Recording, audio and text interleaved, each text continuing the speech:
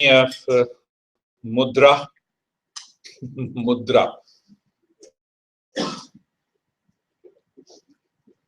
Whose picture is there on a dime? Benjamin Franklin or no? Eisenhower, yeah, Eisenhower, perhaps. And $10 note? I don't know. I'm not like saying rope. It's not rope.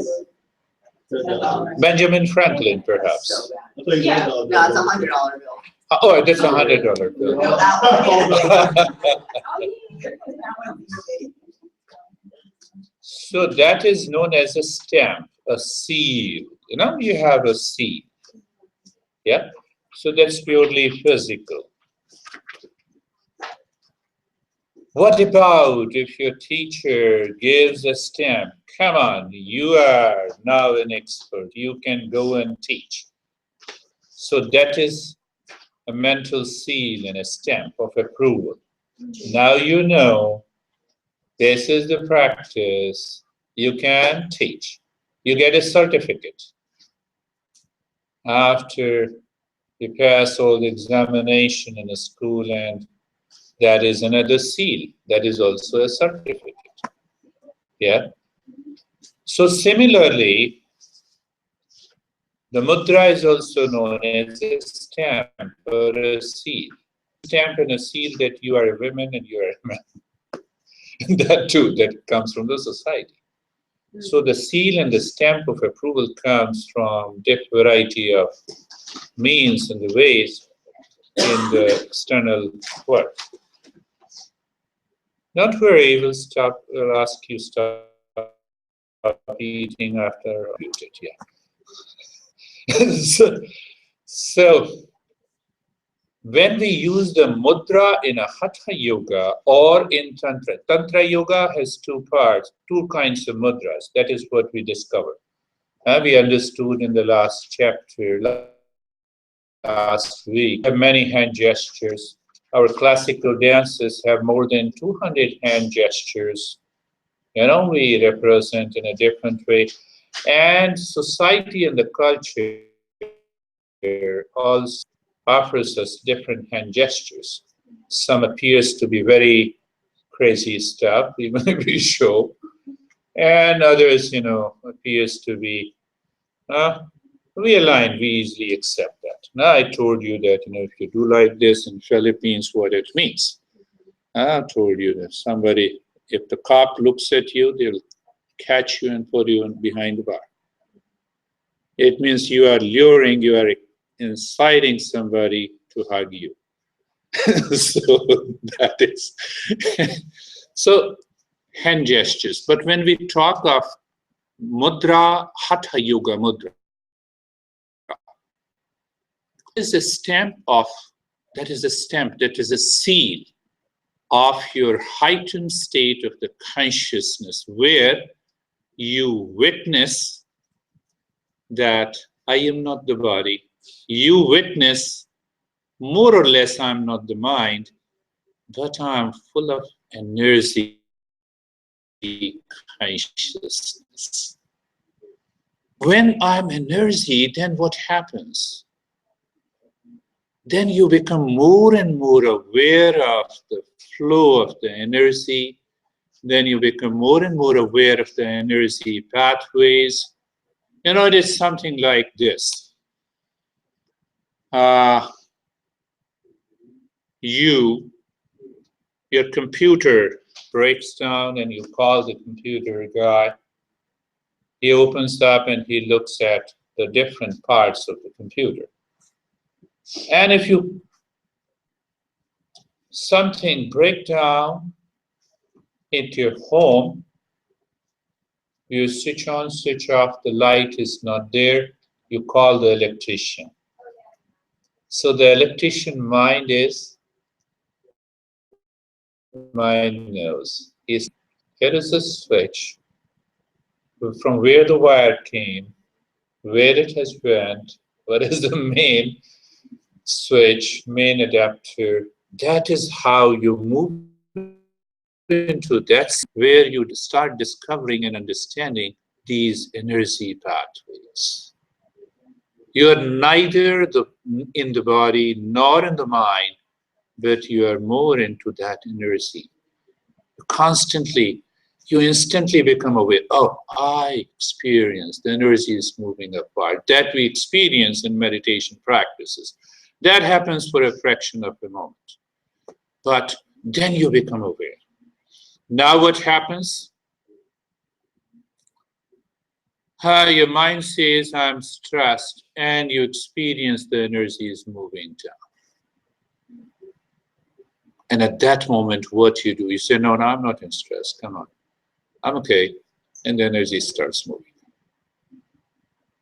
That energy follows the consciousness. At present, this energy follows the instincts, habits of the body, and the craziness of the mind. Once you reach to that, you have a stamp of approval. Okay, come on. Now, the consciousness is able to explore these energy movements. I think it's easy to understand. You become an electrician of your own body, you know, and you discover that there are 72,864 energy pathways.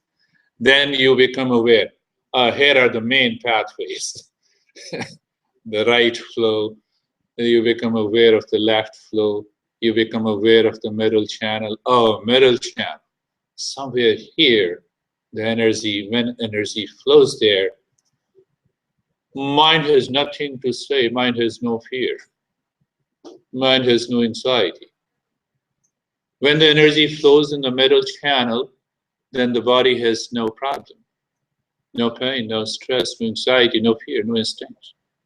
Oh, and when it is moving apart, I feel greater freedom. I experience that peace. Oh, it's more peace.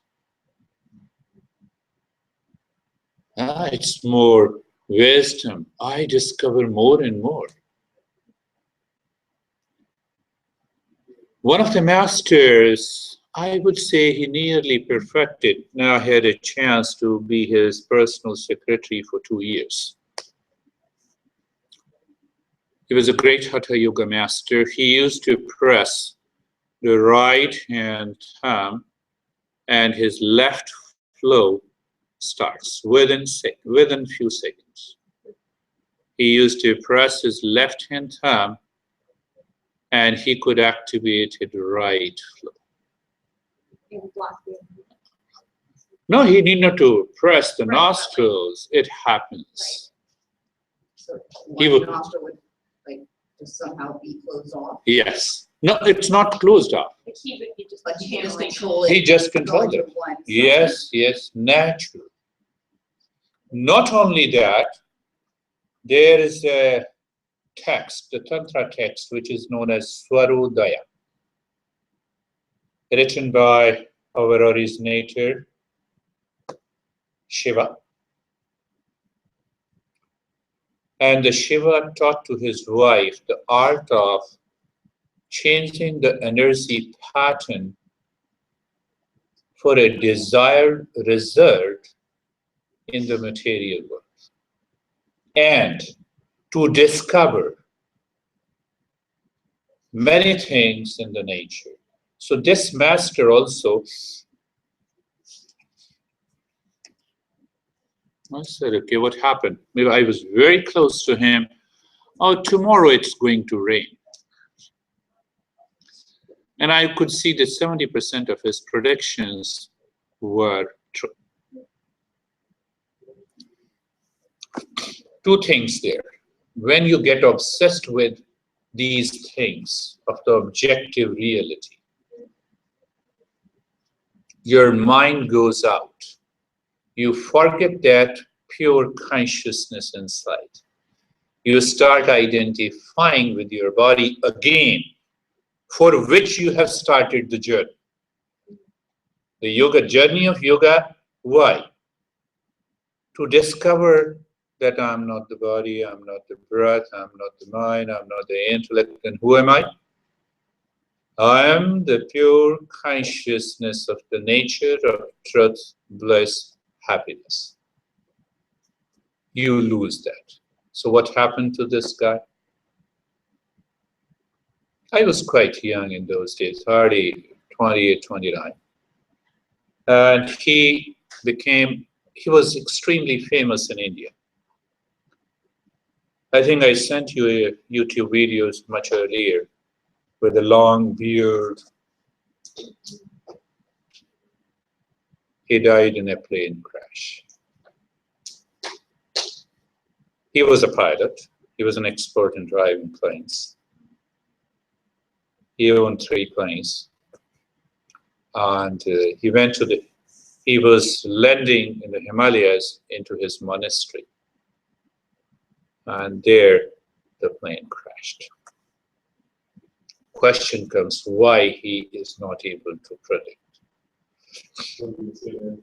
Because I get more obsessed with the objective reality and I lose that state. So he's like falling from higher to the lower consciousness. Was he consciously doing it, or just because he was enjoying the life of this? No, he used to start predicting for everything.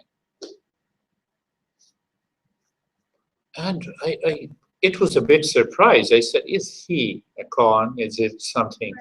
You know, but you get those powers of the mind.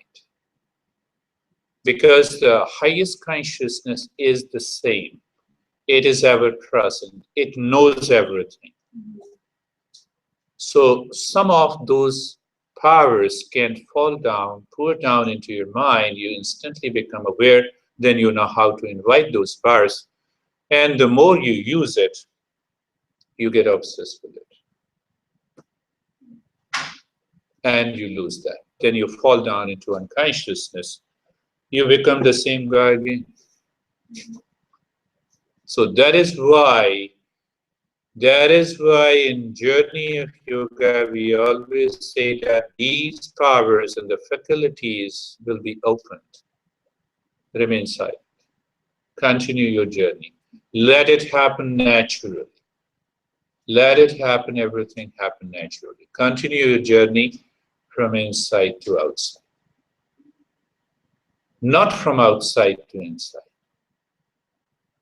So if you ask me what is going to happen to my life, and I know and I come out, I'm objectifying that subjective consciousness. So those so-called the powers definitely exist, but we have to be very careful. It's quite interesting in that context. And I'm an avid reader. Whenever I have time, so I go to the content and the CNN. Normally I read the CNN website. I don't know, I have a liking.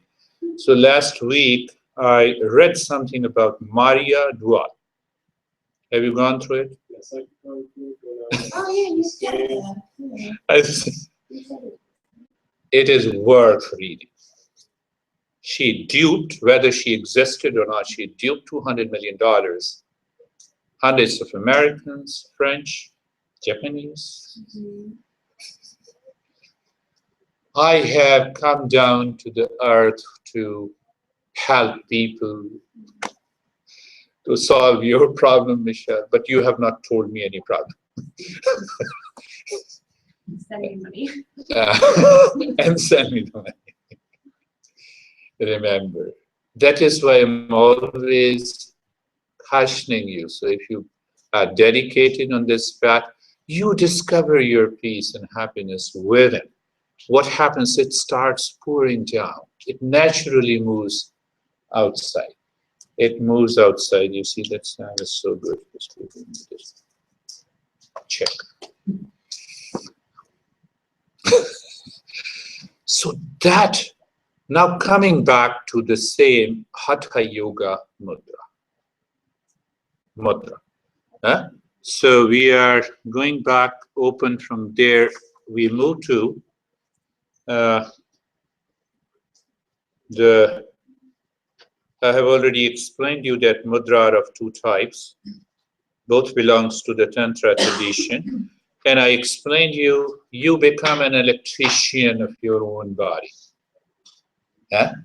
Who is an electrician? Who knows all the wires that is in your house. You don't know how to find it. He knows, he finds it. So understanding that term. So you have an approval of the seed, the energy consciousness. Now you can discover those energy pathways. Now there are differences, many researchers argue that one master says that there are more than 100,000 something, 14,000 energy pathways in the body. He might have gone deeper. Normally we say there are 72,864 energy pathways in the body. You have one energy pathways here in the eye, you have other energy pathways. There are 10 main energy pathways. So that helps you to blink and that helps you to perceive the objective world. You have two energy pathways here. You have two energy pathways on both the ears. No. They are energy pathways. They are, I'll tell you, Alambusha, Gandhari. Yeah, Gandhari perhaps, if I'm not mistaken. The name of the energy pathway is Gandhari in the right ear. So that helps you to perceive the objective world. So there are that we are going to do. So understand, Hatha Yoga Mudra is a great step towards our own progress if we practice it. This is totally unknown in this part of the world. The moment people say Hatha Yoga, they're okay, stretching and sweating. Take a glass of water, you're hydrating, start stretching again. Reach to sweating, take again a glass of water.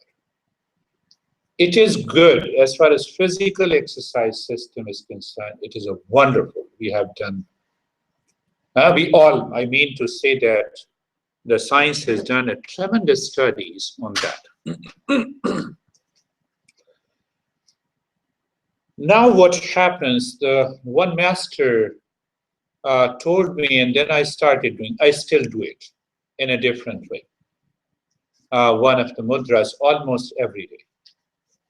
That helps me to keep my energy totally at the peak. So there are 4 questions, basis of traditional wisdom. Who am I? Where is this universe? Who am I? Where is this universe? Is there anything beyond I know? Is there a subjective reality?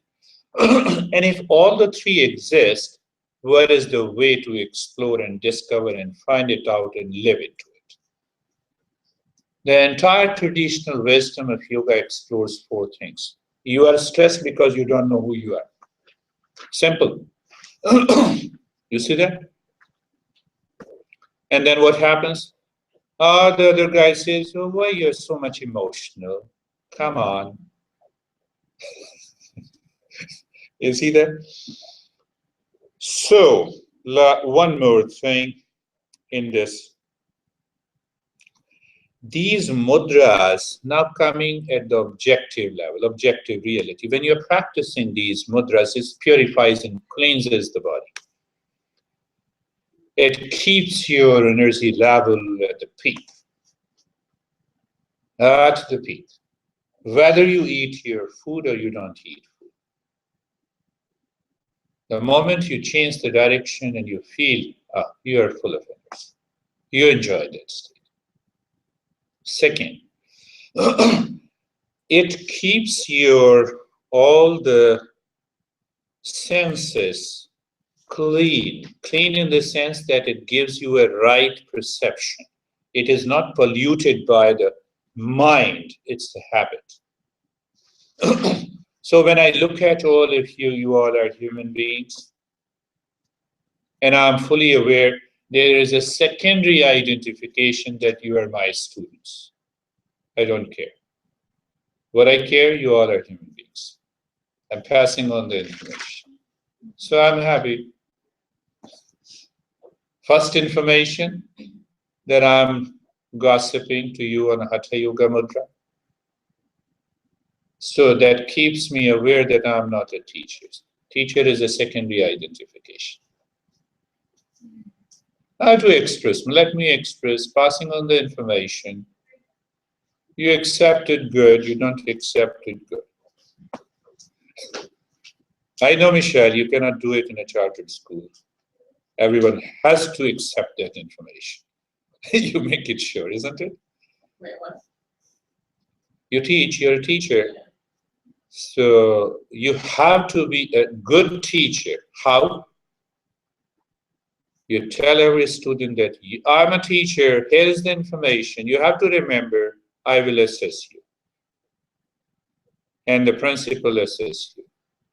Thanks God I don't have any principal. So that, you keep track of this, you maintain your awareness. Secondly, it raises your immunity at a peak level. It is such a great practice. It helps to balance the secretions. The reference point in this text comes that all the rasas, all the secretions are balanced. That secretion, it may be enzyme, it may be hormone, it may be dopamine, it may be oxytocin, it may be serotonin that leads you to the state of the well-being. In those days, we didn't know the different names of these chemicals. So they were all known as rasas, fluid, liquid. It balances that. We have those references in the Hatha Yoga Mudra. Go there. Yeah. And it purifies the prana energy. It purifies this energy. What is that? What do you mean by the electrical energy is pure in your house? What it means? What it means? Can you make out something? It's pure. Yeah. It doesn't make me. One, there is no short circuit. There is no short circuit. What is the third? Whenever you want to use it, you can easily use it. So you switch on, the light is on. You switch on, the light is not on. What about you? Now compare that same metaphor into your body. The body is full of 72,000 energy pathways. And you have come here to teach. Oh, I feel sick. It is the problem with the energy. So when you want to do something and you cannot do because you feel I have a low energy. Why? I didn't eat anything. It is some impurities of the prana. In that reference, you have to understand. Don't understand with the reference to the impurities as if what? That leads you to detoxification. So the impurities in the prana is related to our mind, the negative thoughts, negative attitude, conditioning at the mental level and at the physical level. What are the physical level? The blockages. Why those blockages comes? That is why we practice the internal purification. So symbolically, my friends, the master says, keep all the 9 holes clean and fit. What are the 9 holes? We did that in the cleansing practices. Yeah? We did those separate. That includes your tongue, your teeth, your ears, your eyes, your anus, the genitals. So all the 9 holes should be clean. In addition to that, What we learned in the purificatory processes, I should keep my digestive system totally fit. Even if I overeat, I can digest it. Undereat, system says, okay, I'm supplying more energy, don't worry about it. You're okay. You look at those practices with that reference. Your entire alimentary canal can be clean, and if you clean it once a month, how can you have constipation? How? Or either you dose with some detoxification with the food supplements, there are a lot of things in our country. You're not doing it, you take a glass of water, you churn your belly, and you flush out. So once you have done this, then begins the mudra. Go to the 8th question, what is the importance of the mudra practices? It says, in order therefore to awaken this goddess. Come on, goddess has come again, you see that? Goddess lies within us. You need not to go and search those goddesses in the heaven. But some goddesses are also in the hell. They are known as vampires. Did you go to the 8th? What is the importance of the mudra practice? I think that's the 4th question. Huh? It's Fourth question. Oh, it's the 4th question, sorry. So what is the importance of mudra practice? In order therefore to awaken to this goddess who is sleeping at the entrance of the Brahma Dwara, mudra should be practiced well. Understand that. Goddess. Goddess in yoga, in traditional wisdom, represents the consciousness force. Consciousness force. Are we aware of where the electricity is supplied in New Jersey? Maybe from Jersey Power, but who gives that energy to the Jersey Power? It might be coming from Arizona. They produce a lot of electricity, we don't know. And from where the Arizona supplies that energy? That is basically the unit, the force. So that representation is given as a goddess in the consciousness force. Because that force, that power is in a potential form, and anything that is potential cannot fly in the air. It should go down. It should remain very deep down. So the symbolic representation is that it lies potentially at the base of the spine. Sleeping means it is yet to be awakened. Yeah? When you are sleeping, then I can say you are not awake. So simple. So that energy, electrical energy, is stored and they lie in potential form, right? Same thing applies here.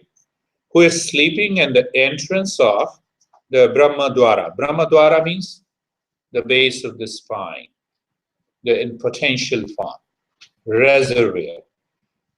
What you say where the electricity is stored in Arizona? What you say? Yeah, yeah. Energy is produced and where they are stored, so that they can be supplied to our homes. But it does not mean that the entire energy is in potential form. Understand, this is very important, extremely. I'm talking, I'm using that energy. I'm looking at you, I'm using this one part of that energy. I'm sitting, I'm using that part of the energy. So if you use the term Kundalini, it does not mean that Kundalini is totally sleeping. Some part of the energy is helping me for my survival. I'm using that, some part of that energy in speech. You are using that energy in listening, in writing, in thinking, in doing daily activities, in sex, in pleasure. So when I'm using this energy in anger, that is impurity. Understand this. When I'm using this energy in being anxious, impurity of this energy, look at it. You understand that point clearly? So please, from today, don't waste your energy. Both the Michelles and Marina and Rodney. Don't misuse it. When you want to be angry, tell your mind, I'll be angry tomorrow after an hour. Done. Honey, you're angry over me, I can understand. I don't want to be angry over you. Let me wait for an hour. When your principal says something, okay, you are right. Can I think and respond to you after an hour? And done. Anxiety is gone. So these are the impurities. Understand. Now, so what are the 10 main mudra practices in Hatha Yoga? So there are 3 mudra. There are 10 mudras. Their names are already there. You know, Mahamudra, Mahabandha Mudra, Mahaved Mudra. So first 3 mudras makes one group of practice. And then you have Khechari Mudra. Leave that Khechari is independent. And then you have Udyan Bandh, Mool Bandh, and Jalandhar Bandh. They all constitute another group of practices. Okay, good, done. We are going through the text. I don't know anything what the teacher is saying, I'm just teaching it. So it is done. So 10 mudras are, names of these 10 mudras are there. Then you have Viparit Karni, Vajrali, Shakti Chalana. These 10 mudras annihilate old age and death. So when it says old age and death, it means what? It arrests the decaying process. So it means there are bound to be some metabolic changes if you're practicing daily. And the second is the death. It arrests, it postpones. That is the essence here. I know when the scientists reach this, oh, you see that? How crazy they are. No. In those days, these symbolic expressions used to be there. Now, with reference to when it says that it decays, when it decays when it arrests, when it prevents the decaying process, when it happens, it maintains your homeostasis, the optimum level of well-being. Link it there. Homeostasis means that you're no more physical, mental, and emotional well-being with positive physiological, biochemical changes. Next question, what extra natural powers of the mind can be attained by mudra? Yeah, before, at the onset of this talk, I started talking about those powers. I gave certain references. So Adinatha means Shiva, and there are 8 powers. Yes. These last 3, so these are groups 2 or not? Or are they separate? They are separate. All separate. Yeah, 2 are normally they can be done independently. So first 3, Mahamudra, Mahabandha Mudra, Mahaved Mudra, they are normally practiced together. And the second group of 3 practices, Udyan Bandh, Mool Bandh, and Jalandhar Bandh, they are practices together, the rest are independent. You can add in these 2 groups. So that is clear. The 8 powers that comes by regular practice of these mudras are anima. You know, I have already written that anima becomes that you become small like an atom. In your consciousness? In your consciousness. The same thing, Mahima, you become big. You feel, you experience the lightness. You can, through the consciousness, you can fake your weight, mass. So all those powers comes. We are not going there. Patanjali also explains the codifier of yoga in the 3rd chapter. More than 50 different powers of the mind that we get by deeper practices of meditation. Okay, now coming to the first mudra, Mahamudra. Maha means great. Mudra means mudra, I have already told you. I don't think that mudra is Franklin Roosevelt on $100 note, you said to me? Yeah, 100, yeah. Now it's a seal, it is a stamp, I have already explained to you. Now what you do, let us do the practice and later on you can understand and you can write. So it has to be done in 3 or 4 stages. In order to do Mahamudra, we already know Hatha Yoga Mudra. It is a state between asana and pranayama that reflects the mind. Also, it means I have to do some posture. I have to do those posture in a certain way. I have to breathe in a different way. I have to apply certain steps. Can we apply? Yes. First, stretch your right leg forward. Bend your left leg. And the heel of the left leg is in between the 2 holes. In between your genitals and the anus.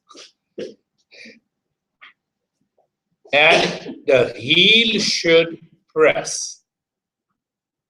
You feel the pressure. Okay? Now, raise both your arms up and bend forward. Hold the right toes. You will come to know how long you can do it. And so even this is okay. Stay there. The head is down. And start breathing deep, silent, and slow. It is the beginning of understanding the heel should continue to press the perineum. That is the portion between the anus and the genitals, and you stay there. Just do 5 breaths and return. 5 deep breaths. You have changed the rate and the rhythm of the breath. Okay? Once you do the 5 breaths, do it with the other side. And let us see which side you are comfortable. This is just the beginning. It is not so easy, but it is easy. Come on. So what is very important? The heel is pressing that region and you feel the pressure. Bend forward, do the 5 breaths. So you start noting down that how many points. Point 1, right leg forward. Point 2, the heel is pressing the perineum. 3rd point, bending forward. 4th point, deep, silent, and slow breath. Once you complete 5 breath, return. That's how the way you start teaching, even you start teaching yourself like this, it becomes. Now, once you complete the 5 breath, return. Do it again from the other side. So now this time when you do it from the other side, again, do it from the other side. Close your eyes. So okay. I think that we will do it in the next step. That would be better. Otherwise, you're confused. Now, again, bring your both arms on the toes. Focus your mind inside the forehead while breathing deep, silent, and slow. Only 5 breaths. So I added one more point. Focus inside the forehead. And I'm adding another point. Squeeze the anus and genital organs. 2 points more. Yes, yes. Just hold it. So it means you have squeezed. So additional 2 points, it means 4 plus 2, 6 points. So that's how it is easy for you to remember and know that everything. Once you complete the 5 breaths, return, change the position, do the same practice for the 5 breaths. So now see, first point, pressing the perineum, other leg is straight, 2 points. Third point, bending forward, fourth, focus inside the forehead. Deep, silent, slow breathing is the 5th point, and the 6th is squeezing and retaining. So when you squeeze the anus and you hold it, this is known as one mudra, Mahabandha mudra, that you have just read. But you're breathing deep, silent, and slow. So there are 6-point awareness. What is that 6-point awareness? The mind is expanding on the 6 points, and that helps you to keep it on the energy. Do it again. You're bored? Okay. Now stay there. Just you have pressed first point. You have pressed the region between the genitals, and just hold on. The other leg is straight. Okay. Now your right leg is straight. Good. Now another point. Close your left nostril. So if your right leg is straight, you close your left nostril. You inhale deeply through the right, bend forward, close it, hold the right toes with your left hand, focus there inside the forehead, squeeze the muscles of the anus and stay there. Stay there as long as you can, maybe 10-20 seconds. And once you do it for 10 seconds, return, keep the spine straight and release the breath through the other nostril. 10 points now. You understood? Yeah, you breathe through the right nostril. After retention, you release through the left nostril. Now change the position and do it.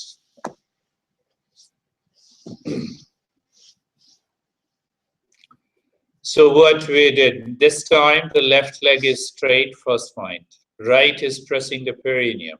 You squeeze the anus, Mahabandha. You close the right nostril.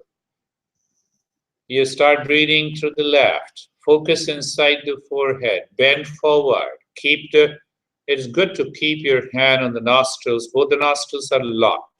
You retain the breath as long as you can, comfortably.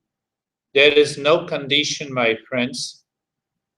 And once you see that, no, I cannot do it, first return gently. It is your body. Don't make the energy impure by returning very fast. You return, spine is straight, breathe out through the other nostril. 1 round is done. Sit.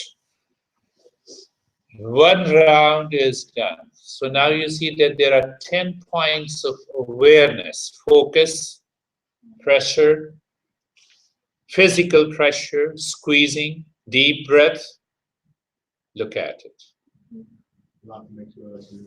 And if you start, it needs regular practices for about 1 or 2 weeks, and then you know all the 10 points. So first you do it yourself and create your own points, how you're going to explain others. So let's explore it. You have your left hand on your left nostril. Yeah. Now left leg, yeah. If your right leg is straight, you can bring your right hand, it doesn't matter. And you're blocking the left nostril. And you're inhaling through the right. You're breathing out after retention. And during that retention period, all the 10 points are there. Your focus. Now, question is, mind is focused here, and you are squeezing your anus, you're breathing deep. Come on, look at it. That's how those masters have found out. Your focus is here, but the pressure is at the perineum, so one part of the mind is also there. Look at it. The other part of the mind is there on the squeezing of the anus. The third part of the mind is on the deep, silent, and slow breath. Fourth part of the mind is retaining the breath. Come on. It looks crazy, but if you do it even for a week, you will discover fatigue is not there with you. At least for 15, 20 minutes, and sometimes half an hour, and sometimes 1 hour. Based on my crazy body, I do the practice. This is what you do. But it's a little advanced, but yeah, there are 15-point awareness that I keep it. It's a 10-point awareness that you follow. So you go into a different state. Do we just do the first three? Which one? This is what we are understanding, the Maha Mudra. So we just did that. Yeah, only the one mudra. Even with all the different. Yeah, all the different. Yes, all the 10-point one mudra. I was just talking in a previous class, the dog is always doing pranayama. There is no change. They never be able to meditate. And we claim, oh, I have done it, hyperventilation. I don't get any result. Look at those. Yeah, don't you see the dog is doing pranayama 24 hours, even sleeping?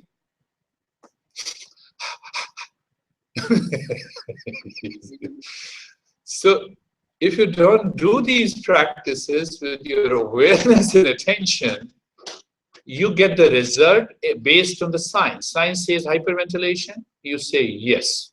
You have to agree to that. But when you are aware, with awareness and attention, okay, so you tell the science there is something deeper. Come on, let me make you understand. Make it a point. So then you go a little deeper. So first part is done. Okay. Now comes the second mudra. Second mudra is known as Mahabandha mudra. Bandha means lock. Lock. So now it becomes easy. So let us start again with the different points. So bend your right leg from the knee and put your perineum on the right knee. No, sorry, right heel. I'm sorry, right heel. So what you do that, say for example, this is the right heel. So I sit on the right heel, keeping what? Middle portion over the tip of the heel. The portion below, portion between the anus and genitals is touching the right heel. Can you do it? I can do it. I know I've been doing it, so I have no problem. So you feel the pressure? Isn't it? Too much of pressure. That's why it is known as secret, because people will say it's crazy. And now bend your, now you put your left leg on the yeah, it's not happening clearly. So now you feel the pressure, keep the spine straight. How many points? Perineum, heel, locked. Both the posture locked. Now take a deep breath. Close your eyes. Focus inside the forehead, eyes are closed. 2 breaths only, and then change the position.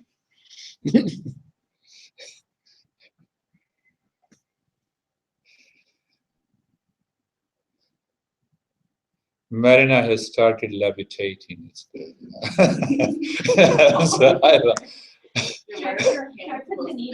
Yeah, hands, put it on your knees. You can hold it, you can press. Yes, you can press the knees and hold it. You're also levitating. Come on, Michelle. So in the beginning, in the starting, you can take the help of the wall and some base. Now do it from the other side and see. You have to find out which side, whether the right or the left is more comfortable. So there you can repeat a couple of rounds. You want to balance it on both sides? Yes, you have to balance on both. It's better, but you can do many rounds on one side. It hardly matters. So first point, you are sitting on a heel. Which point is touching the heel? The perineum, the middle portion of that nerve.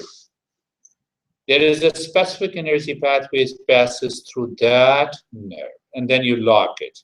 Eyes are closed. And you breathe in 2 breaths, but bend your, this time, one more addition. Put your chin on the chest and lock it. The chin is touching the collarbone, and you feel the pressure as if the respiratory and the food pipe seems to close down. 2 breaths. I have added one more point, the fifth point. Once you complete, return, change the side, do it with other. First point, perineum and the heel. Second point, locking both the legs. Third point, spine is straight. Fourth point, focus inside the forehead. Fifth point, chin is resting on the collarbone or the chest, whatever you say, the rib cage, and you're breathing deep, silent, and slow. 6 points are done. We are going to add the 7th point in the next round.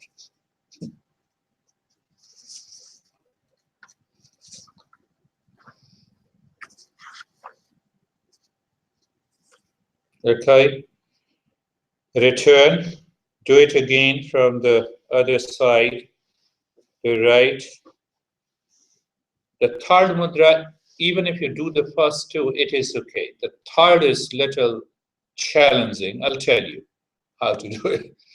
So when you're, again, eyes, this time you squeeze your anus, muscles of the anus and genitals. Focus inside the forehead, chin is resting on the chest, and you breathe. So start doing it maybe 2 breaths, then 5 breaths, then 10 breaths. And every week you can increase from 5 to first week without retention. And after that you retain, so again the 8-point awareness with this Mahabandha mudra, because every point of awareness is intact. Change the side and the same 6-point awareness, and check yourself with a point. Why I'm saying with a point? So that you can remember. You can remember. Normally we forget. First point, perineum and heel. Locking both the legs. 2, second point. Spine is straight. 3rd point. Chin is resting on the chest. 4th point. Focus inside the forehead.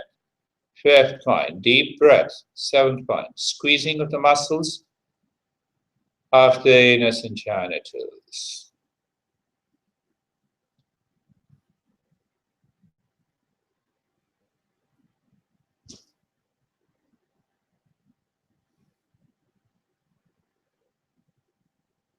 And now return the last time. Do it again with the right leg. Remember all the points. Do it by yourself. At self-talk, talk to yourself. First point, second point, third point, fourth point, fifth point, sixth, seventh. And now, because your right heel is pressing the perineum, so you have to inhale through the right nostril, bring the hand on the nostril, inhale through the right nostril, then keep close both the nostril, chin is resting on the chest, focus is inside the forehead, and retain the breath as long as you can retain. Or in the beginning, once you retain that, once you feel you cannot retain, first chin should go up, neck is straight, breathe out through the other nostril, change the position, do it with the other, done. Once you breathe out, then change the position. Which, when you're like, So when the right heel is, you go by you're inhaling with the one underneath. yes, yes, yes. You're inhaling with the leg that is underneath. Do it for a week, at least spend half an hour, play with it. Oh, and you will see that every day you'll forget one point. Oh, I missed it. And then gradually this mind will start moving into the body with those points. In those moments when you're breathing in, retaining the breath, you have to do only 5 rounds and you will see the result.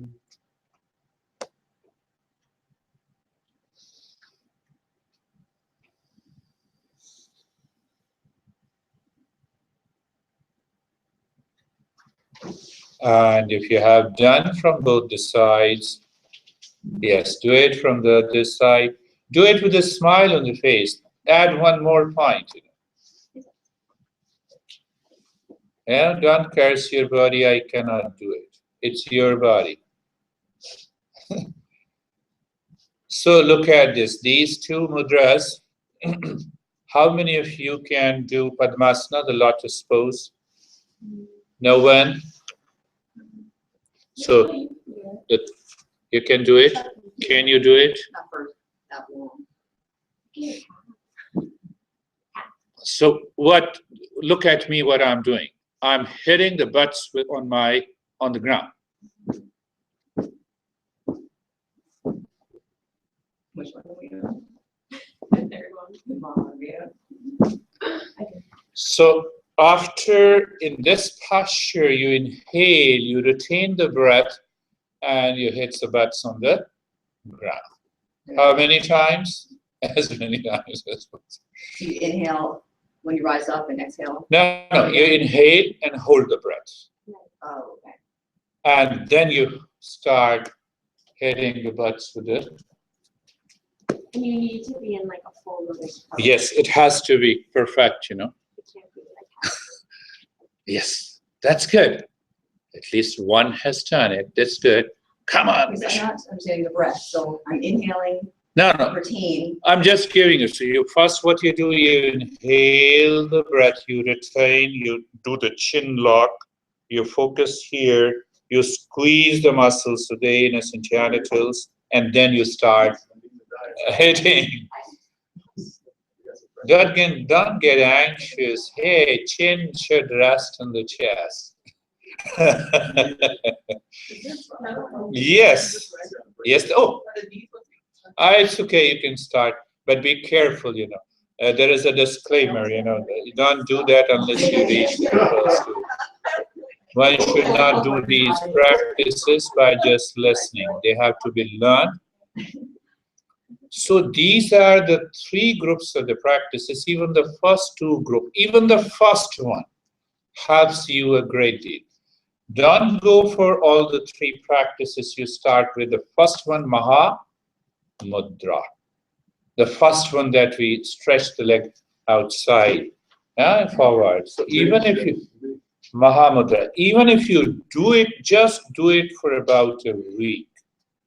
And do it minimum, at least spend about 15 to 20 minutes. And I want to see the result. This is not for online viewers. This is only for people who are attending this program. Is there a best time to do it? I feel like practices they talk about different. When your mind likes to do it, it is inspired. That is the best time to do it. Forget about those, those are, don't adhere, strictly adheres to the rules. Yoga, the great master, originator of yoga, the Krishna says that if you strictly adheres to the rules, you become slave to the rules and you miss the practice. That is also in Hatha Yoga. And also the originator of yoga who says, don't strictly adhere to the rules. Many people in India, in every text it is written that you should take a cold bath before meditating. So we don't have, what we say, we don't have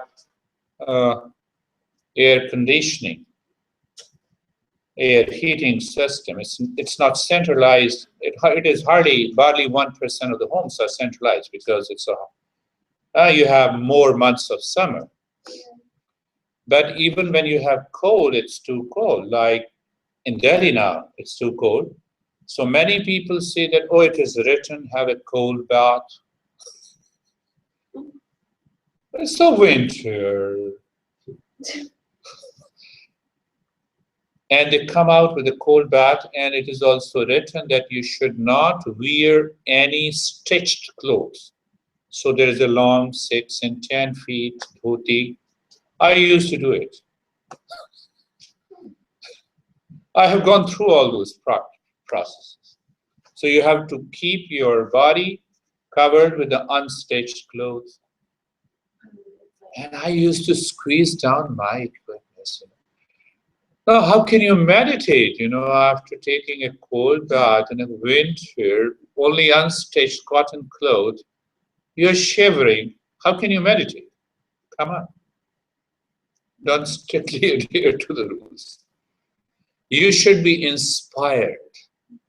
When you are inspired, your mind is clear. When you are inspired, when you want to progress. You are inspired in going to the school, you are inspired in earning money, and so on. Plus inspired to evolve. That is the right time. The right time.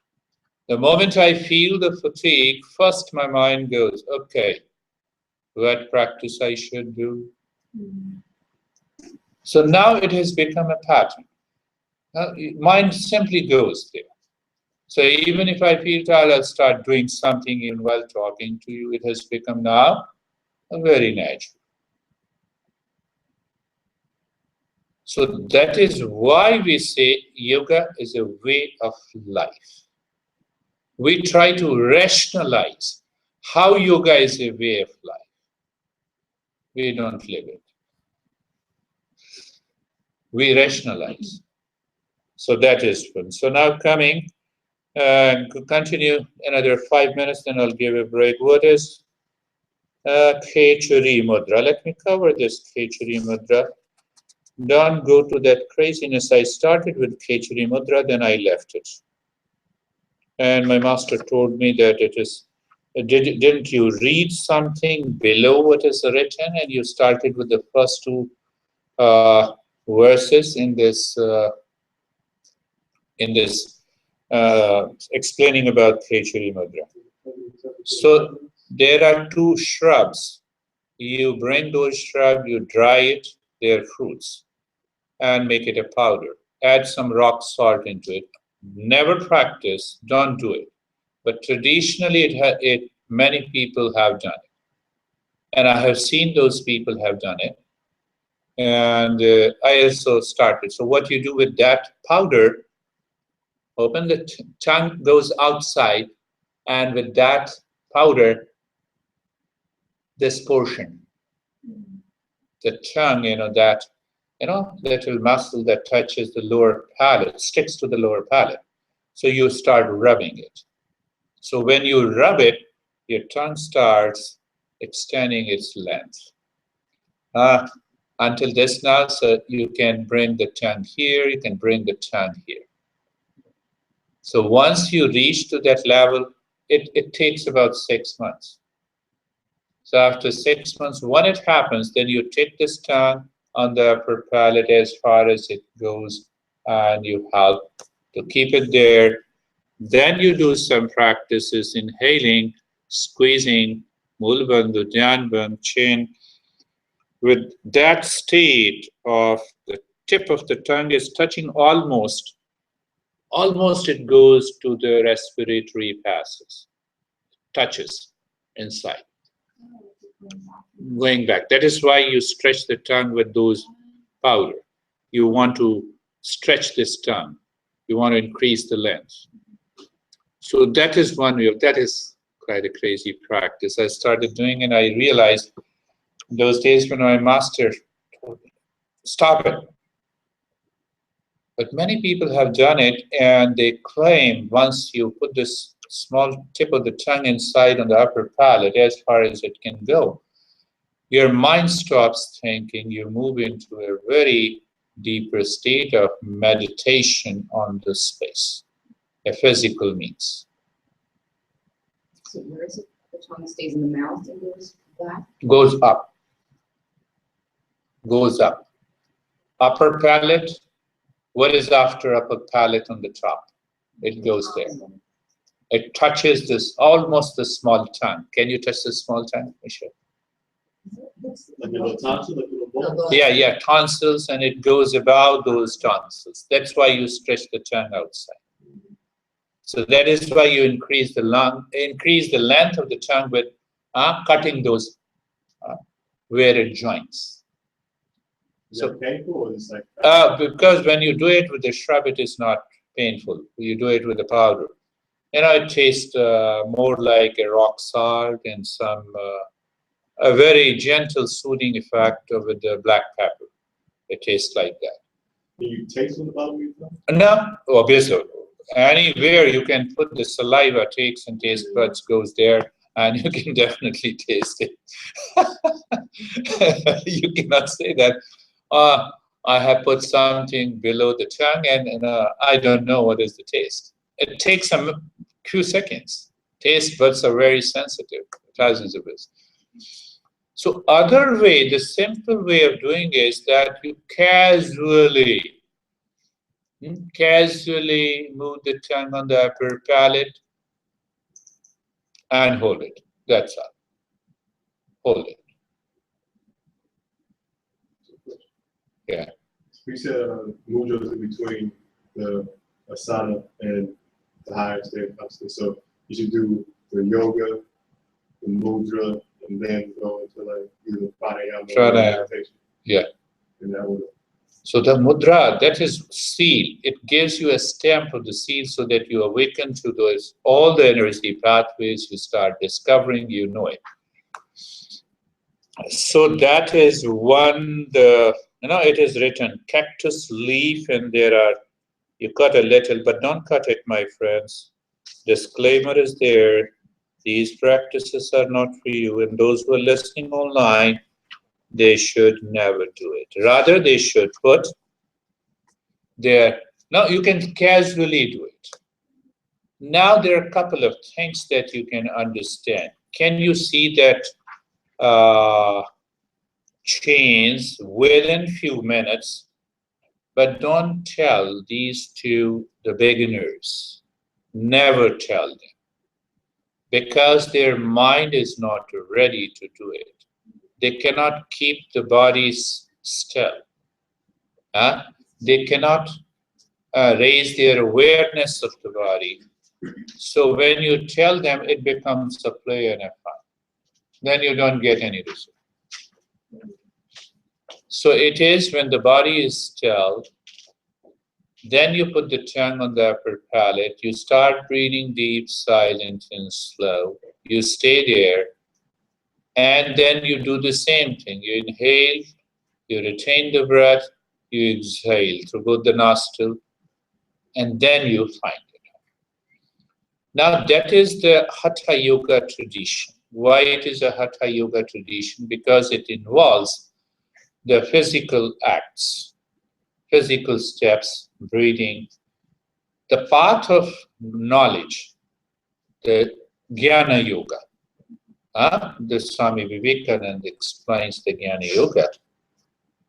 You need not to do anything.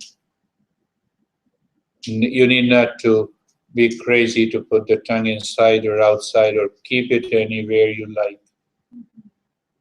So there the essence of Khechari. Khechari is a Sanskrit word. It means that your mind starts moving into the infinite space.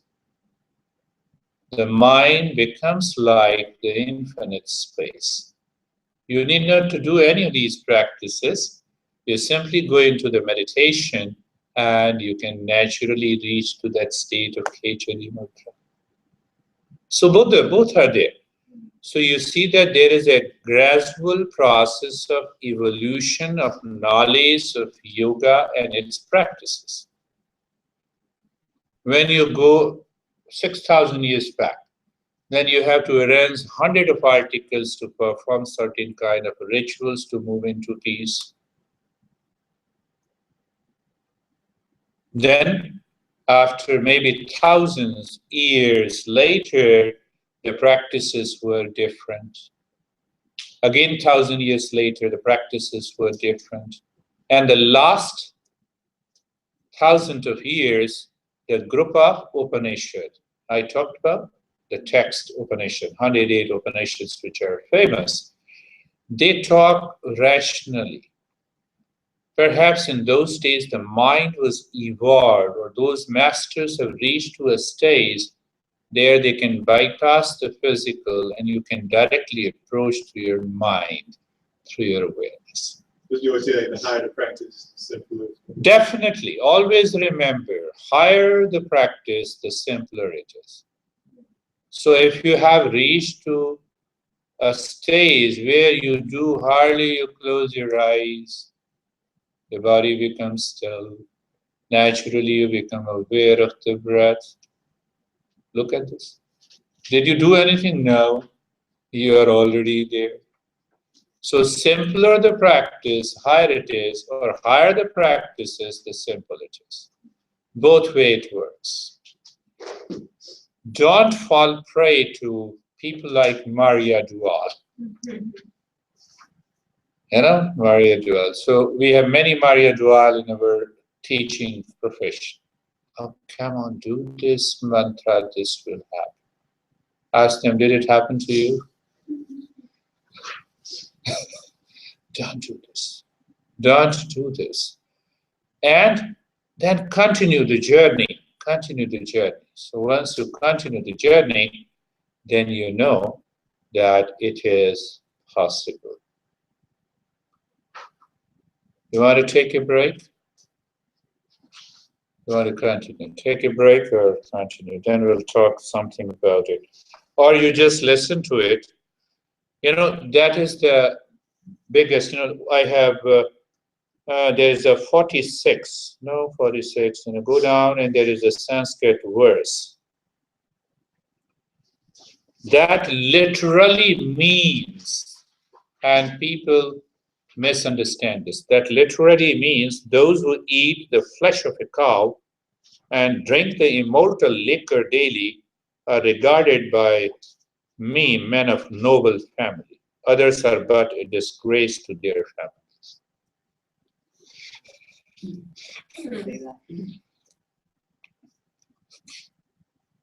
The literal meaning is those who eat the flesh of a cow and drink the immortal liquor daily. It's a symbolic expression.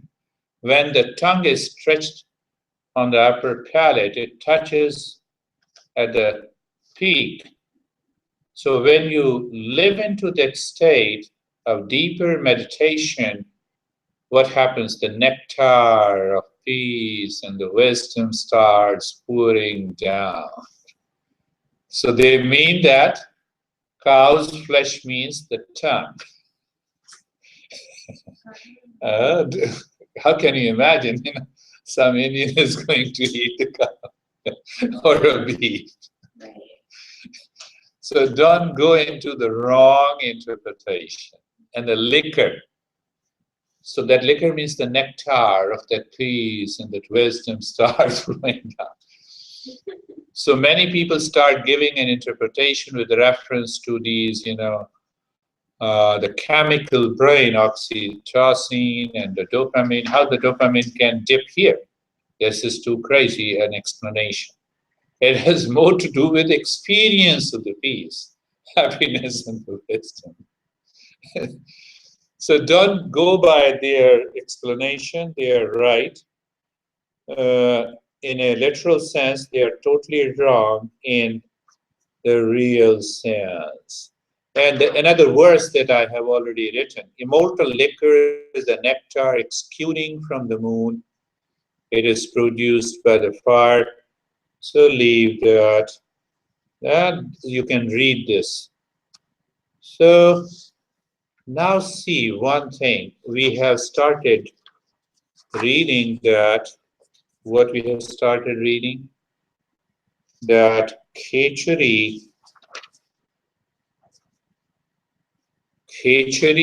the Hatha Yoga leads to Raja Yoga. So what happens? Understand these practices of mudras that helps you to take you to the state of Raja Yoga. That means it helps your mind to get absorbed into a deeper state of meditation. So that is what is the Khechari Mudra. Take a break. We'll talk again.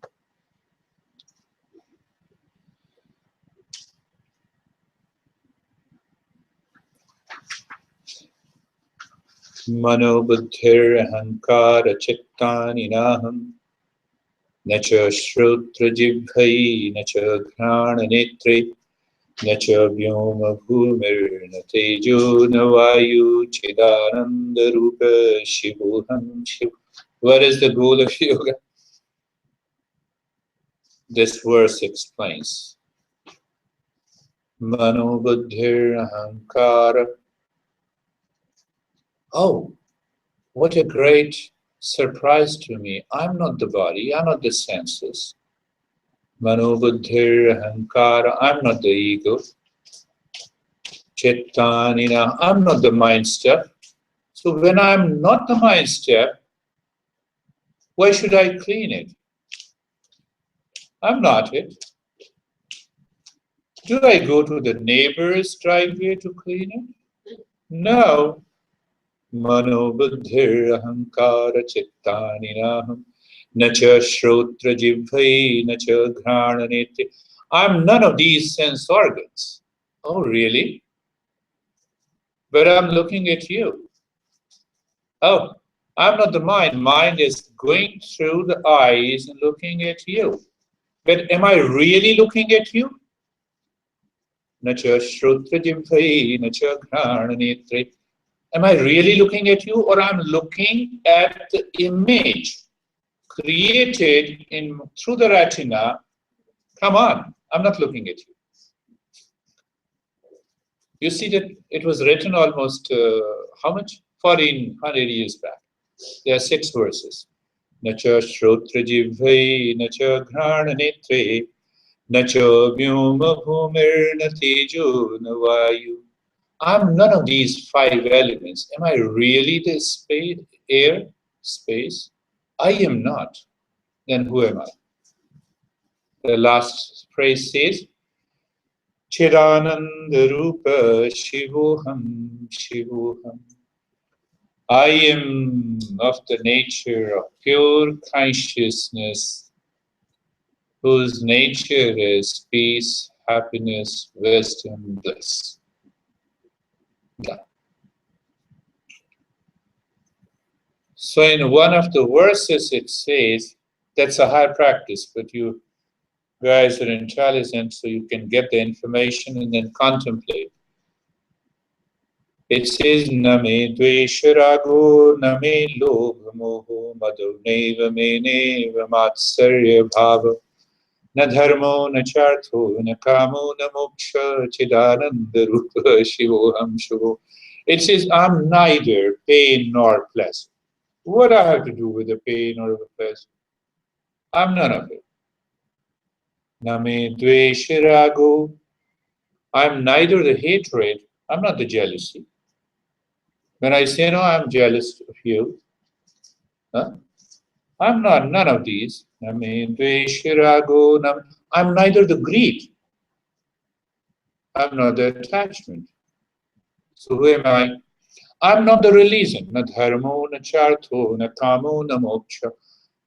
See, the beauty of this verse was written by in the 7th century. He says, I'm not the release. Good. I'm also not the sexual pleasure. At the same time, it's na dharmo, na chartho, na kamo, na moksha. I'm not even the liberation. Come on, I'm not the awakening. That's where he defeated the Buddhist masters. And the Buddhism was wiped out of India. Oh, you're talking of emptiness, nirvana? Where is the nirvana? As long as there is an I, there is a nirvana, but I is not there. Except your master.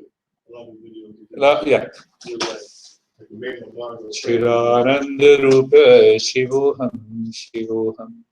I'm the pure consciousness of the nature of peace, happiness, and wisdom. And then you look at, so one has to, goal is subjective reality. Subjective reality can never be touched by jealousy, hatred, sex, religion, cult, dogma, belief, explanation. It is not touched. It is a version, not marry, but only version. No, it is that. Now, as we progress, what happens?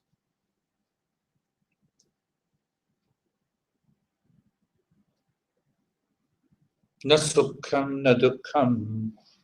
There are a couple of verses, but I want to pick up only one verse, then we'll start with it. That verse says, oh, I have been in illusion, thinking that I am your disciple and you are my guru. Without I-ness, there cannot be a disciple, there cannot be a guru. Oh, nothing. Na me mrityu shanka, na me jati bheda, pita naiva me neva mat. Oh, you are my dad. You gave me a birth physically, that's all. But that consciousness came from somewhere else. It appears provocative statement, but the fact is this. You gave me this physical body, and I'm not the physical body. How can you claim dad and mom?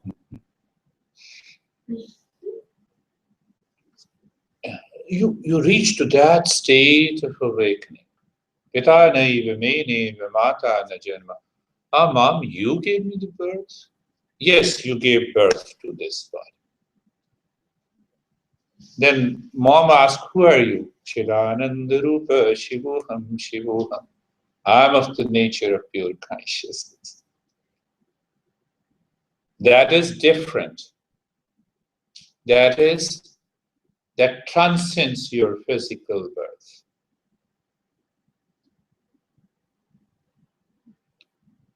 So now it does not, once you reach to that stage, now from that state, you go down, come down to your ego. Ego, you say, okay, I will continue to use I, but this I has, you're constantly aware. No position. Now, from I, you come down to intellect. So what intellect says? I'm giving you teacher's training.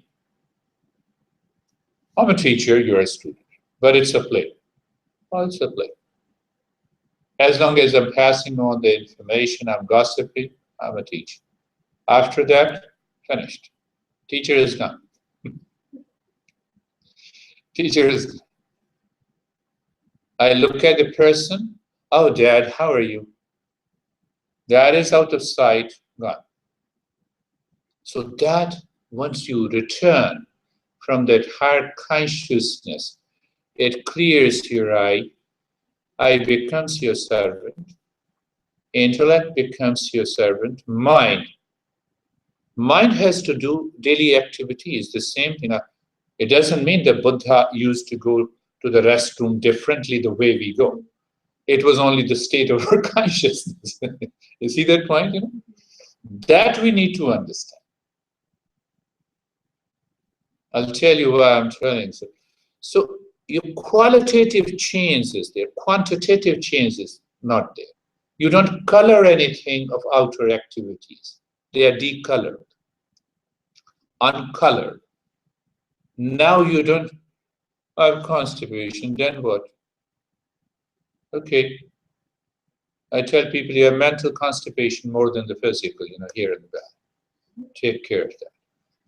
So what happens? That consciousness pours down, descends down into your eye, into your intellect, into your mind, into your body. Now that consciousness, when it goes into the body, you experience, oh, such energy, where it has come. I'm not eating the food, but it's full of energy, yes. Now food comes, you eat, okay. So until then, that survival mechanism of the oldest brain doesn't makes you crazy. Now look at that. That transformation takes place. That transformation takes place in your life. Someone says you're crazy. Yes, I'm more crazy than you think. Come on. It's a label. It's a label. It's simply a label. So when you understand it is simply a label, you enjoy that state. Or in that process, you may become angry. It's basically a survival mechanism. The next moment you hold on. Okay, thank you, done. And you change. You don't repent. Oh, done, it has come. So the entire lifestyle undergoes a tremendous qualitative change. When the life undergoes a qualitative change, you lie down, tell your mind, now's the time to sleep. Naturally, your body moves into the state of the stillness, withdraws itself, looks at the breath, done. Gone. You wake up in the morning, you check, okay, I'm okay, yes, I'm going to practice. You're inspired. It is not, normally we Americans say, how many times I have to do meditation? 10 minutes will be okay. Don't do it. Why you do it 10 minutes? Breathe 10 minutes only. So we don't understand. There's a lack of understanding. So we need to explain that. It is the way of life. It is there. It is that state of consciousness that needs to be awakened to. Whether you're doing physical Hatha Yoga, Raja Yoga, Karma Yoga, Jnana Yoga, meditation, this meditation, that meditation, mindfulness, Kundalini. Now, if somebody gives me the stone and the crystals and talisman and that helps me awaken to my subjective consciousness, I'm more than ready for it. But it never happens. It never happens. I tried almost 100 of teachers. They asked me, this talisman, this mantra, you do it for 30 days. I said, I will do it for 60 days. Come on. You are asking me 30 days. I will do just the double. If some stone helps me to awaken it doesn't happen. Don't teach that. Don't be carried away by anyone. And if you want to get carried away, accept discipline. Come on. You have more money, pay $100. They're going to ask you the money. And hold on, make yourself rational. Okay, I paid you $100. What is the effect? This will happen. Please don't ask me another $100 until I feel the effect. Next $100. And the journey continues. Don't get swayed by those people. That has nothing to do with yoga. That has nothing to do with meditation. Everything can aid you. You like amethyst, keep it in your home. Enjoy that. Focus there. But if you see that amethyst, which is a dead matter, that can awaken you to the subjective reality, if that can happen, the entire 7 billion people will be awakened. You only need an amethyst. Come on. So they add a lot of things, remember. And many teachers, everywhere. I've seen, I've visited, I lived with them, I participated. In these years, I've been very active. If someone says energy, oh, let me go. This is the stone. I said, okay.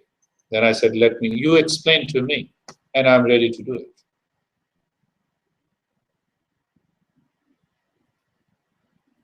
Because of these things,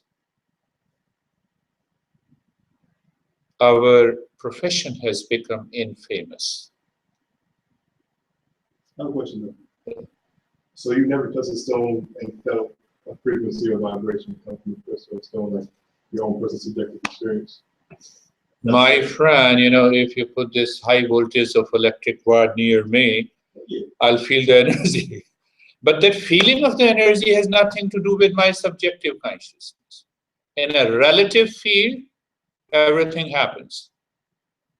Bring the amethyst, I change the color, I like the green color. When I see the green color, I feel, wow, what a good thing. But that is my mental projection, that is not my real self. So let me take the help, let me use it. I like moors, I like a lot of jalapenos and hot chilies. So whenever I see it, okay, let me go and I eat it. Done. But what it has to do with my subjective reality. Hillary Clinton recently talked in an interview, I've started taking jalapeno because that keeps my energy level high. It's a truth. Yes, take it. Take it. But goal, awakening, subjective reality has nothing to do with anything outside. Why?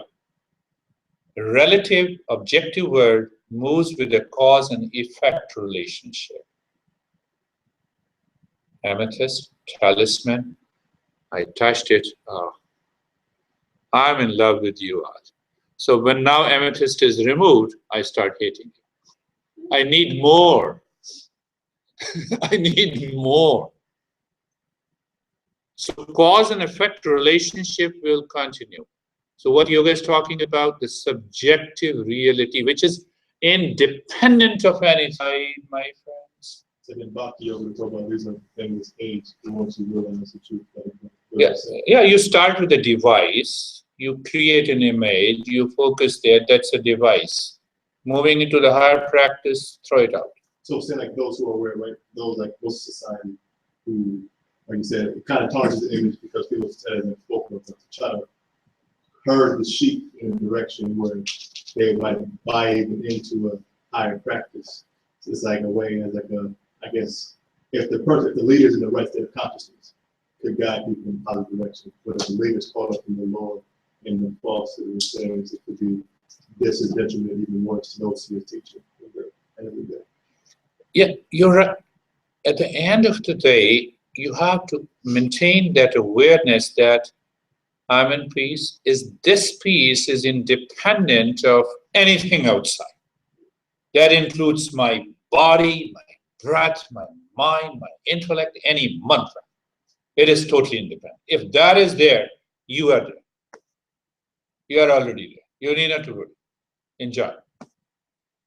But as long as it depends on anything outside, including this guy who is speaking to you, you have still to treat the bath. You have to still to treat the bath. And those masters with whom I met, you can say them great psychics. They can predict, they can tell your past. I always told one question, what I have to do with my past, my friend? I already know it. I have already gone through those experiences. No, I'm going to tell you about your future. I'm not interested. I'm not interested. I'm interested here and now. Can you help me? So one person said, you want to look at it. When you go into any practice using any device of those mantras, your mind is heavily colored with that projection of the mantra and the powers that you have read associated with it. So this guy, first time I met, these things may happen. So what happens? He sat, closed his eyes, started. I was already aware, and I said, okay, go ahead. Either they need to go to a mental hospital, but I didn't say that. I said yes. And then he stretched his tongue out. You see that? Now God is speaking. I said, how are you, Goddess? Come on, how are you? So now question comes that these people feel, they are 100% sure that the Goddess has come onto their body and they can predict something correctly, maybe 80 or 90% things. Something your mind passes on to the clairvoyance, or something it goes into the higher consciousness, which they do not know. And their saliva is coming out, is talking, no, what do you want? I said, what you can give me. Come on, Goddess. What do I want? What you can give me. And then there are hundreds of rituals he associated. And then after some time, he became calm.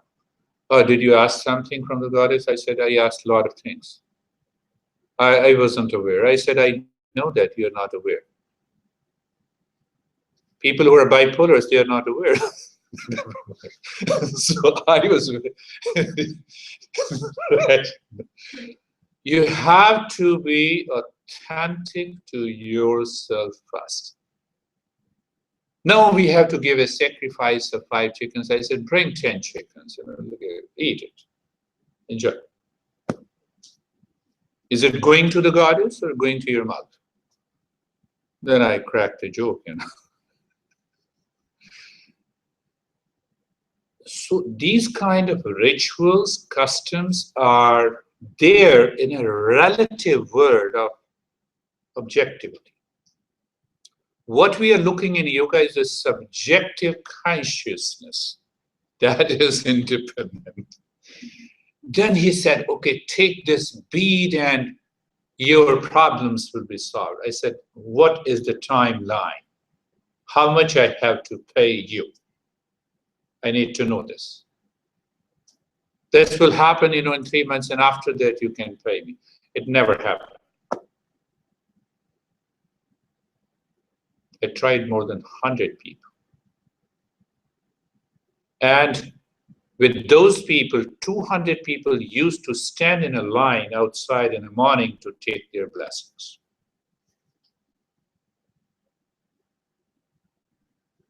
So when they link it, when they associate yoga with these things, we have to be very clear. We have to present We have not to fight with those, Maria Dual and why? We have variety of profession and work. They are accepted by the people. Who am I to fight against them? Enjoy. Very good. Oh, I can see the goddess. Thank you. Continue to see. What I have to do with it? You are goddess. I met one side. And then when I see the goddess, I said, you are goddess to me. Come on. I'm not telling you. In a nearby area, somebody pushed me there. I said, you are the goddess. Come on. And I said to her seriously. Like the way I'm saying, Michelle, you are the goddess to me. I always seek blessings from you. Without asking any question, I had to pay $50 to you. I said, no. No, you asked me. I said, no, I need not to ask you. I'm okay. Make sure yourself that your mind is clean. So when we use the term, purification of the mind. The purification of the mind is purified with these wrong perceptions. These wrong perceptions. I went to hundreds of masters, and everyone, the master says, oh, let me bless you, pass on the power. I said, who knows? By chance, you get those powers. It's by chance. Who knows? So by chance always works in a relative field. It doesn't work in a subject. And I evolved from those people. That's why I say, I met those are known as great teachers and masters. No, you should remain detached to the wealth. And I was so crazy a guy, I used to earn from the federal government, and they used to go to these crazy guys. I had a faith, a belief, an obsession. In dollar terms, I spent thousands of dollars on those people. But I'm very happy. I'm very happy. And when I meet these masters, they used to laugh at me. And it is right. They are right. They are right. They are definitely right with.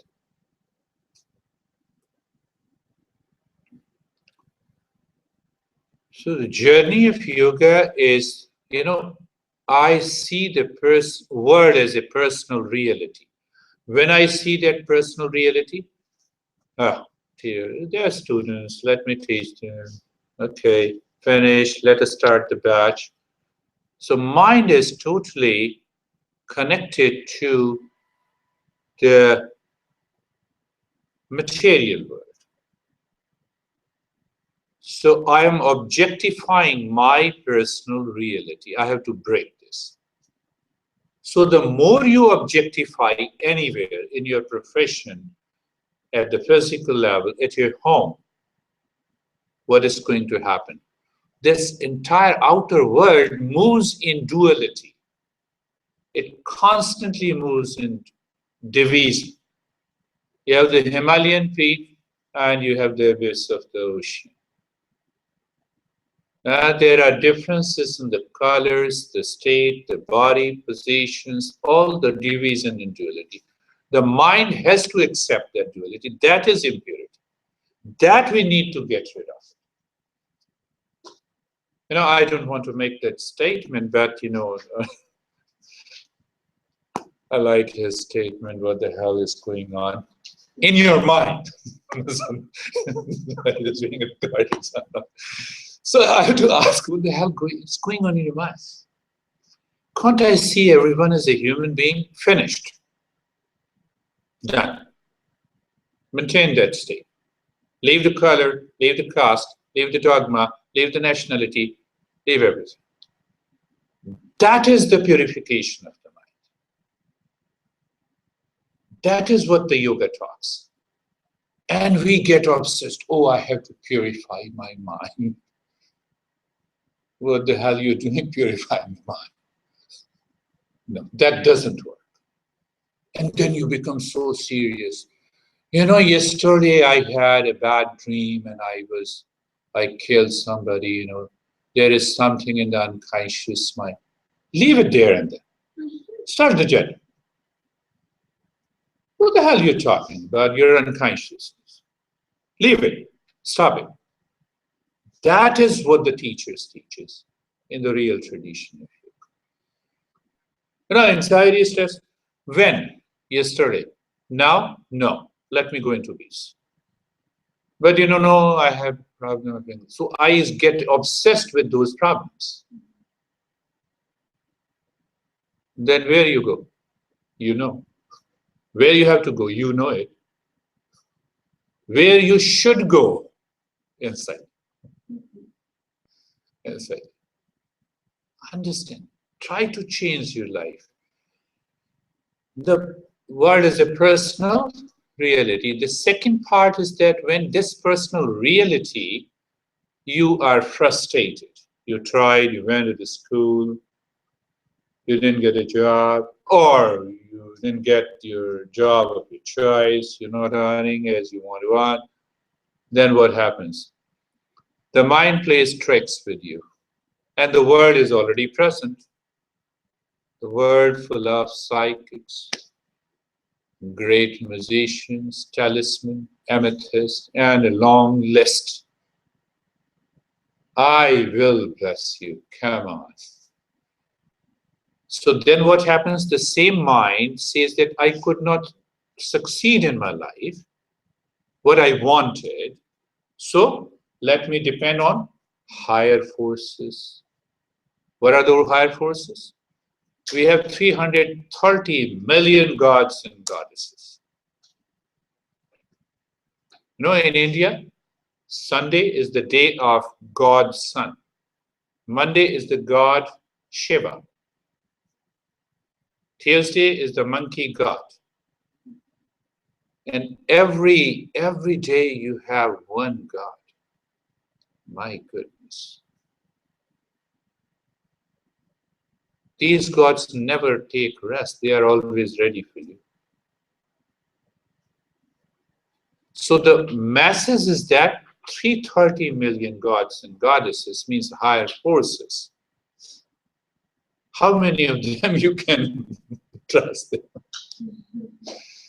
And well, here is one goddess, and she is happy with me and she is angry over me. Balance. I have to start the journey. Here is one goddess, another goddess. I did it for years together.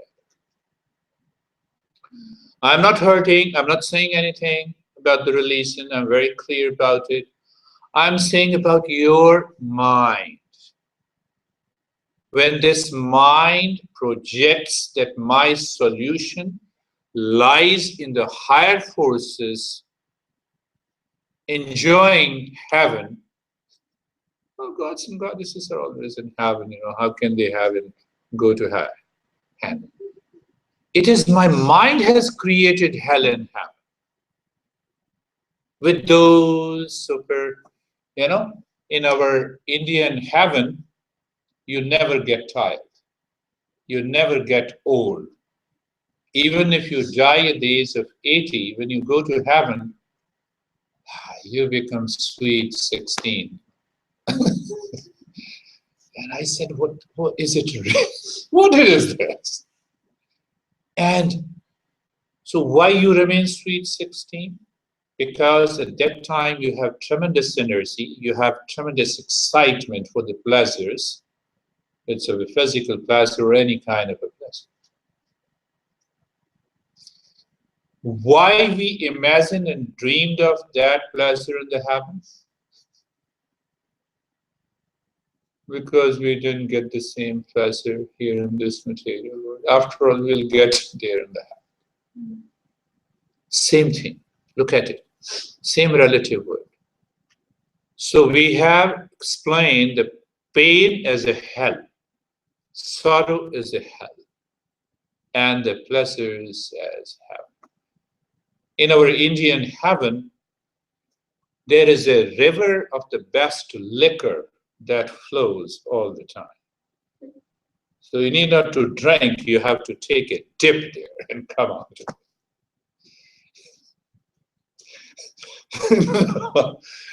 It's quite enjoying, you know. But yes, I believed it in a young age. And then I started to understand. The third personal reality, what is my personal reality? Let me find out. You know, my mind is constantly, my life is moving up and down. It has pain, the pleasure, sorrow, and the happiness. You know, I'm constantly looking for it. Pleasure can never be continued for 24 hours. I cannot continue any pleasure. Whether it's a physical, eating, wearing, buying, doing anything. To think of anything. Now, even if example, Marina, if I consider you are the most beautiful, let my eyes continue to look at you. Not possible. Not possible. So once you contemplate and reflect again and again and again and again, then your mind is purified. The moment the mind craves for something, I say, stop it. Don't go to the hell. Come on. It returns within a second. That is known as purification. And this state of the purification comes by these Hatha Yoga mudras, because a seal of stamp. The seal is there. Huh? That seal comes, and then, yes, because we have, even I have a lot of weaknesses, a lot of problems and challenges, but now they don't disturb me. I see as a journey continues. Let the journey continue. I don't worry about it. I don't worry about it. Do you go to the restroom? You evacuate? Do you think about those fecal matters? You flush it out. That's why you have a flush in the restroom and you have a faucet in the kitchen. Look at it. The moment your mind says, I'm stressed, you flush it out. The moment the purification comes, use the faucet. Yeah, you see that? Huh? Flush out. Stress? How can I be stressed? I feel pain. How can I have a pain? Let me work on it. So what you're doing, you're driving the mind that is crazy after the personal reality created by the mind relates to the external, the relative world. Then what happens? Meditation becomes a play and a fun. That is known as a purification. So what happens in this mudra, that your prana, the mind cannot crave for any pleasure, mind cannot experience any pain if the energy is not supporting. The same thing science says, you know, you have those, I don't remember those brain, afferent and efferent electrical signals. They comes, first it goes and then it comes back and then you experience the pain. We say it is energy pathways. Well, we say it's simple. We're not saying anything different. We are not building castle in the air, we are not asking you to dream. So what do? When you do the mudra, you bring that, you awaken to the energy pathways. Oh, this energy pathway is going there, causing me the pain? Come on, hold on. And you change. So one of the most important things that I have been always saying, that these practices helps you to change your even inherent nature, which was not possible in the science until the neuroscientists have started explaining that, yes, the structure, the function of the neurons can change. And you can change that by outer environment and lifestyle changes. That is what the epigenetics is. Epi, outer, genetics, modification and expression. So it says lifestyle modification. Oh, I'm always stressed. You get up in the morning, I'm always tired, fatigued, I have to go to the job. I have to talk to my boss. I did not do the practice. This is your lifestyle. You can change. Introduce these simple practices. Calm down before you go to the office. And outer, environmental changes. What are those environmental changes? Those environmental changes in the name of food supplements, organic food, eating the food that is good and wholesome to you. Keeping a track of your sleep. Today, let me have what? Let me see the movie and I'm still awake until 4 a.m. You're crazy. So environmental changes. So this is what the science is saying. What we are saying, almost the same thing. Lifestyle changes at the physical level, at the mental level, the emotional level. Through contemplation, you introduce those simple practices. Today I had two students from India. They have been with me for almost 20 years. Sir, they normally call me sir. In Hindi, sir means head. Sir means head. So I joked them, I'm not your sir, I'm your feet. So, my daughter is not listening to me. I said, how many times you become angry to her? Maybe 5 or 6 times every day. Oh, wait for a year. She will leave the house, she is not going to listen. So simple, lifestyle change. So yoga makes you aware. What should I do? I said, you are not the teacher, I am the teacher. They have to listen to me. They will never listen to you. Even when you know these practices and you push them to do those practices, you don't have a label of a teacher.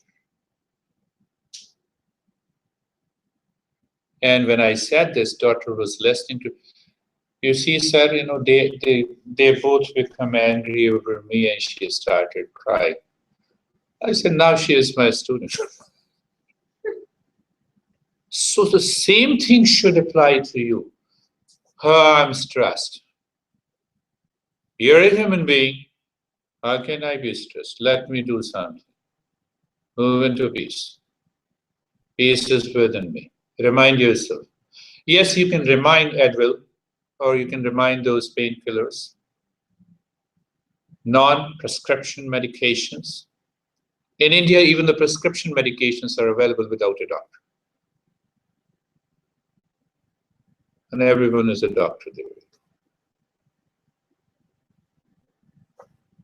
So either you choose that. So based on comparing the science, one is the neuroscience, epigenetics. When you see the lifestyle changes, pick up in your life, pick up 5 things that you want to change. Your sleep habit, eating, it's a play and a fun. It's a play and a fun. So this guy had a very deep psoriasis on the entire skin 1.5 months before. I started understanding, and I said what the doctor told you. Oh, there's a disclaimer. So I realized, oh my goodness, it needs only lifestyle changes. I realized that he is in tremendous inside. Yeah, okay, I said it will be done. Now it is 20% left with those practices. So I gave him some cleansing practices which you have studied. Take the water in with this honey, Do those 5 practices, flush out clearly. It's such a natural detoxification. Then I gave him the intensive meditation practices. Today he was saying, oh, only 20% is less, I feel very good. And there's some of the herbs that, we find, there is a neem leaves powder. There are leaves, it's found everywhere in India. So I'll start taking it. Start cleansing, relaxation. That. So when these problems can also be, you can change. Why not, when you are all healthy, start bringing the lifestyle changes? Some of these changes. Why I'm saying so? First thing that, okay, you collect all the information. That is also already in the Google. You can find better information on Google than me. The skull cannot retain the information which the Google can retain. So the journey begins collecting the information, that is listening and learning from the teacher. That is how the yoga tradition begins. You can, I'm coming and ending that 5 stages of education in yoga. First, you say learning and engagement. Am I boring you guys, or I'm making you listen? So the teacher's role is to introduce these practices in an interesting way that touch one's life. That is what the teacher's role is. The book is dead. You can have the textbook, but it cannot give you that information in an interesting manner, relating to your life. So first test is learning and engagement. I'm translating those phrases in a modern language. So now you have read it. What is the second? Second is, in one word, we can say contemplation, or you can say education, or you have learned, you have read the book, you have learned from me. What is the second stage? Contemplation. So what happens in contemplation? You have to remove the doubts. You have read something, I have taught you something, and if you don't come out with those doubts that you have, what is the fun of reading? Collect everything on the Google. Come after 6 months, read everything on the Google, pass the examination, pay a little more, get the certificate. So, yeah. So the second step means that now you are ready. You open the questions. Like Rodney always asks me, oh, I enjoy that. You have to remove those doubts. Okay, this teacher seems to be okay, seems to be good. I shouldn't disturb him. I shouldn't ask these. Why? Why are you learning? So second step is the contemplation has to, that you reread it. You try to understand what lies there and what are your doubts. Third stage has 2 components. Third stage, you inspire yourself. How? By empowering. How? So third stage has 2. Empowerment is the first subset. Experiment means practice, and experience is another subset. Oh, I've already told you, why don't you start doing the simple relaxation practice? It takes you 5, 7, 10 minutes before the moment you wake up. How many of you are doing? Don't tell me. Don't tell me. How many of you are doing before going to sleep? Don't tell me, but answer yes. I know. And then you say, I have anxiety, I have stress, I have fatigue. That you should have more stress. So that at least you should start thinking of it, that you should be doing. So that is what, once you have inspired yourself, now you want to empower, isn't it? Who empowers? You. You don't want to empower? Don't do it. Live in stress. Live in stress, make others also stressful who are living around you.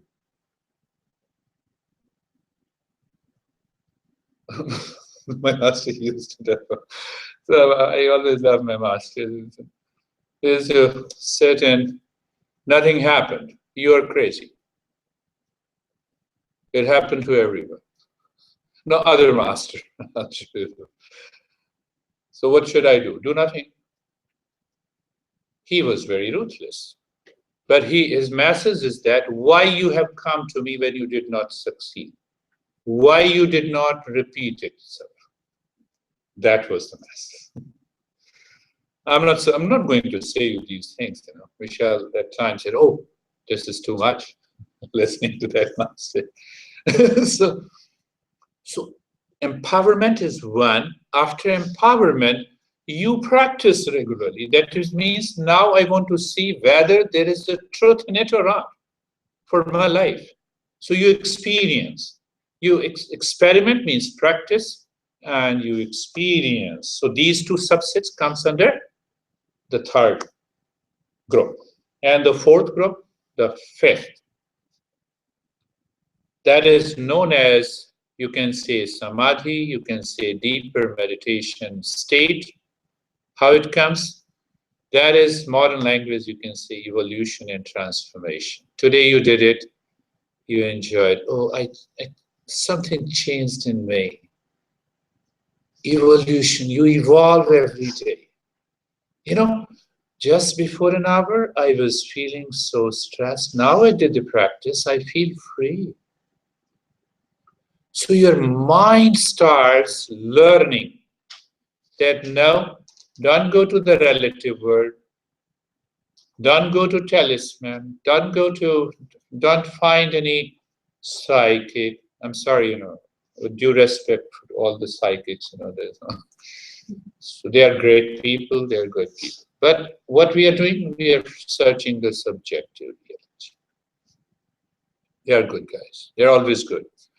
So you have to evolve yourself. You did the practice. Oh, it is totally independent. Oh, it gave me this peace, calmness. It gave me the wisdom. So when your mind continues to change and evolve, your brain also evolves according to the science of, whether it's in neuroscience, epigenetics, and the third word being used too much. There is also. So what happens? What happens? The summary of it. Now you go to the ancient text and you read something. Because your mind is very clear. So what happens? Those verses reveals the meaning in your mind. Because your mind is so clear. When your mind is so clear, it is constantly evolving. You look at a person, because your mind is transparent, that reveals what is going on in the minds of the people. It has nothing to do with the power. The light is on and I'm able to see you all. Why it is a power? Let the power be kept with those powerful people. We should remain weak. We know the light is on and I'm aware of you. So think of that metaphor when you evolve your mind, that light is on. And that reveals its meaning. Because it reveals that meaning, you can return again and compress that into a formula. That is how these texts were present and still exist even after 6,000 years. They exist in that format of the verses, the secret formulas. So the more you practice, the more you go through it. I read a text at least every month, I keep it track. Let me read at least 3 or 4 texts. I keep it in, this day I do. I read it, and every time I learn something. Oh, I can relate it here and from the other text, and you learn. Why you read it? Because the 5th stage, you are in the 5th stage, evolution and transformation. You still want more evolution. When I see my master, I don't stand anywhere. Insignificant. So the more you evolve, every time you are inspired, you see the other part of it. You see something new. So that newness remains ever present in you. Then what happens? The stress always comes when it is old, when it is rot. Oh, somebody made me crazy. That is rotten, you know. When it happened 10 years back. You see, so you remain new, fresh. So the journey of yoga is to bring about a total change from inside. And that inside comes outside. Then you respect everyone, okay? Amethyst creates a miracle? Yes, sir, it creates. But I'm okay with it. I'm not interested. I can show you the God. Thank you. Not interested. I can get rid of my anxiety, myself, my stress. Please find out some time for yourself also. Please. It has already been 3rd month now.